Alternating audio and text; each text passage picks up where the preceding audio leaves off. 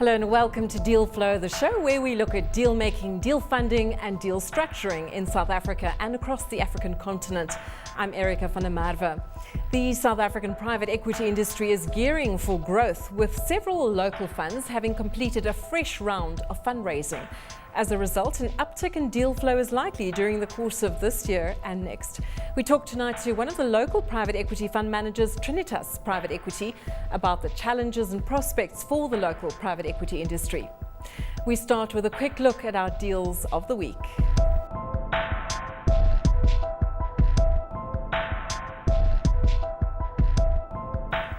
Billionaire Warren Buffett's Berkshire Hathaway has slashed its stake in Britain's TESCO by $485 million weeks after the world's number 3 retailer posted disappointing half-year results. US software billionaire Bill Gates has bought 6% of Spanish construction company FCC for $155 million. BHP Billiton plans to sell roughly half of its oil and gas acreage in the Permian Basin in Texas and New Mexico to sharpen its focus on its most lucrative assets there.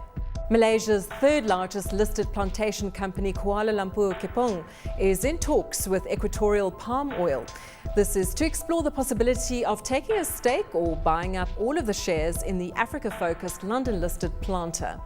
And in South Africa, JSE-listed Transaction Capital said it would sell back its majority stake in unsecured lender BAYPORT Financial Services for 1.3 billion rand to minority shareholder BAYPORT Management.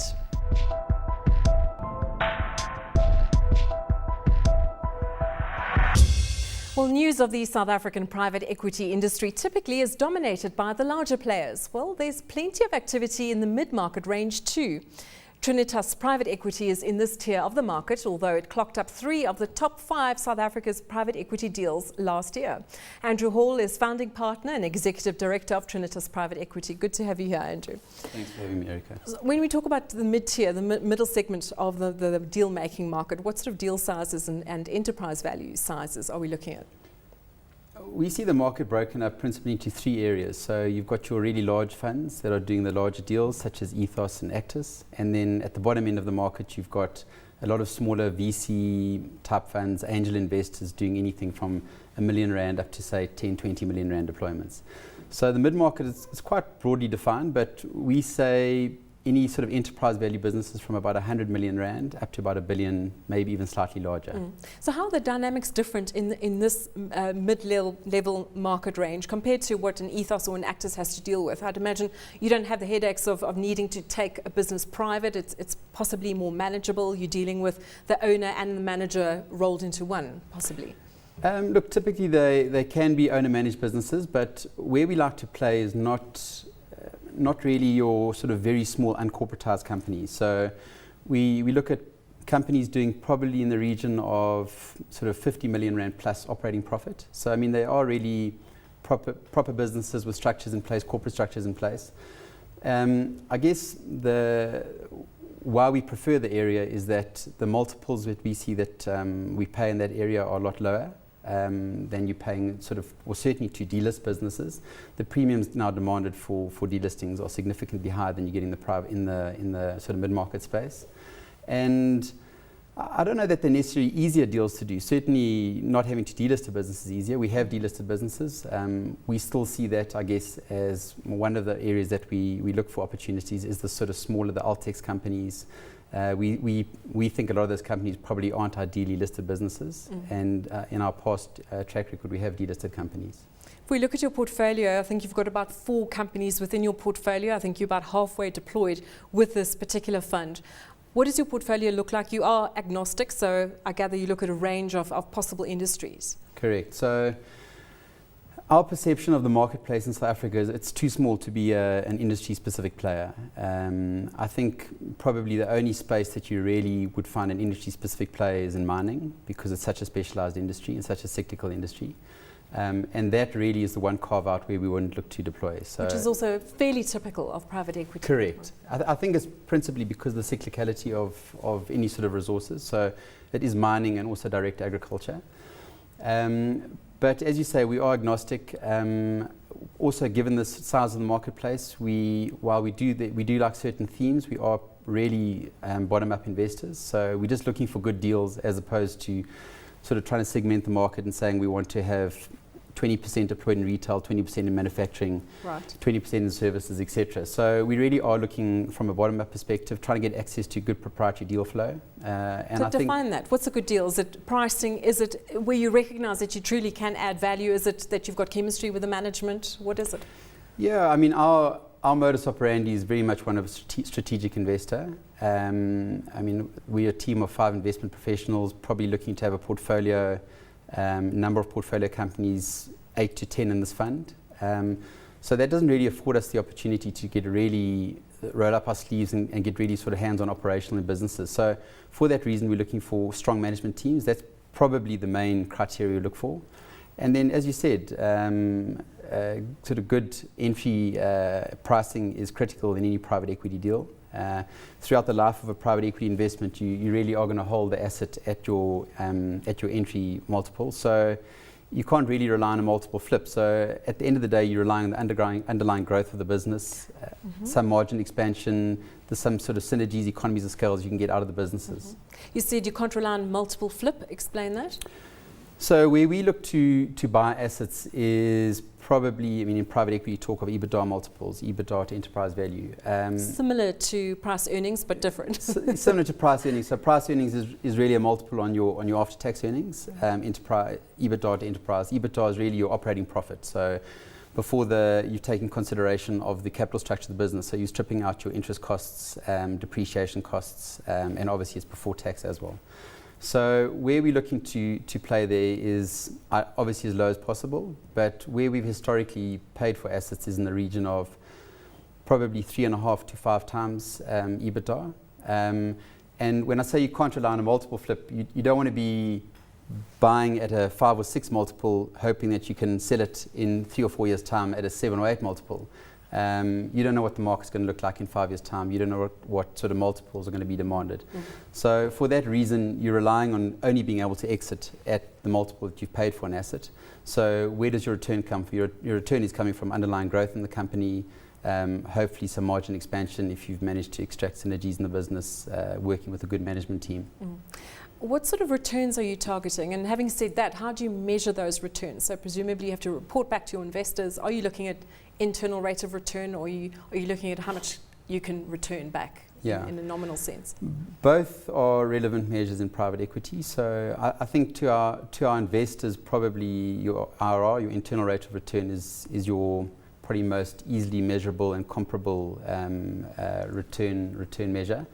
And times money back is also important. So if we look at IRRs, historically the market has returned, well, if I look at the successful funds, have returned in the region of 25% plus. So investors are looking for a premium given the liquidity of the asset class. And so when we go to market now to raise funds, we tell our investors that we are targeting between 25 and 30% IRRs on a gross basis. The reason I say gross is that there are costs involved in private equity, such as carried interest, and those obviously do diminish the return somewhat. So 25 to 30% gross IRR to the fund would probably amount to somewhere in the region of 20 to 25% IRR to investors. So after fees and costs. Correct, on a net basis. So has it been tough maintaining that in the aftermath of the financial crisis? I mean, we've seen this globally for private equity, that those returns have been dampened. They have been dampened, and look, it's difficult. I mean, we still, if you look at the vintage of funds out at the moment, it's, I mean, the funds that are currently being deployed, such as ourselves, I mean, we've had our final close in 2011. So there hasn't been a lot of realization from that. And you say that as in exiting, selling, and correct. So they're relatively early on in the investment cycle. I mean, typical private equity fund is a 10-year life. And the deployment period of that is 5 years. So really you can break it into a 5-year deployment period and a 5-year realization. And what we don't really like to do is, when we're valuing our portfolio, is to sort of fluff it up and make it look good, because we don't, as I say, we don't know what's going to happen in the future. So we, as Trinitas, would typically hold assets at our entry multiple and just apply the latest audited earnings of the business. The only, I guess, differences would come where there would be a firm offer on the table for a business where we would then hold it at the offer price until a deal was concluded. Or alternatively, if there'd been a significant re-rating in the market. We always take the listed market as a proxy, and we take anywhere between a 20 and 30% discount to listed market proxies to value our portfolio, or as a sanity check to make sure that we are valuing them correctly.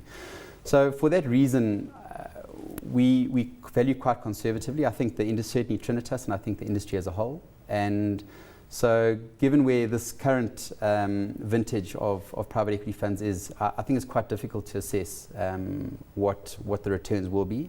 I think it probably will be better than vintages earlier than that. So vintages that were deploying, say, 2004 up to 2007, where you had you had a lot of sort of high multiples, fund manager paying high multiples, earnings were high, so people were paying high prices for businesses. And at the end of the day, post-financial crisis, those multiples came off, those multiples aren't being seen anymore. And a lot of companies, the fundamentals are tougher and the earnings aren't there anymore.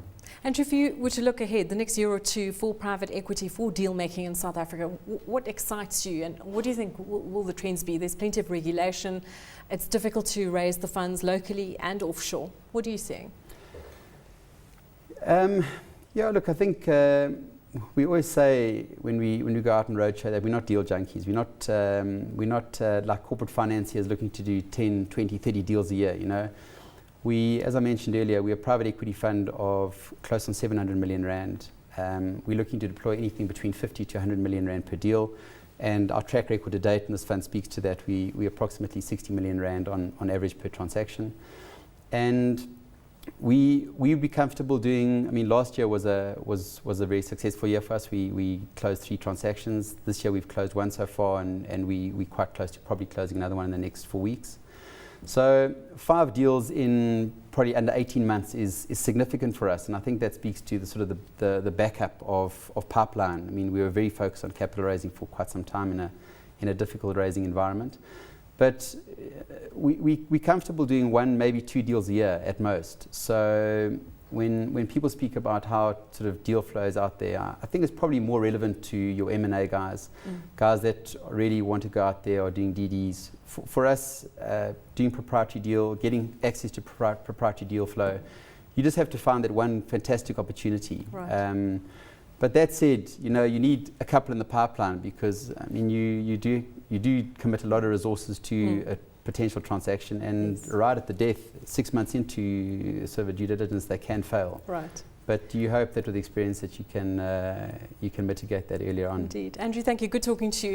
And the meaning of patient capital is highlighted in what you said there. Andrew Hall is founding partner at Trinitas Private Equity. And that's it for this week's episode of Deal Flow. Do join us again next week. Good night.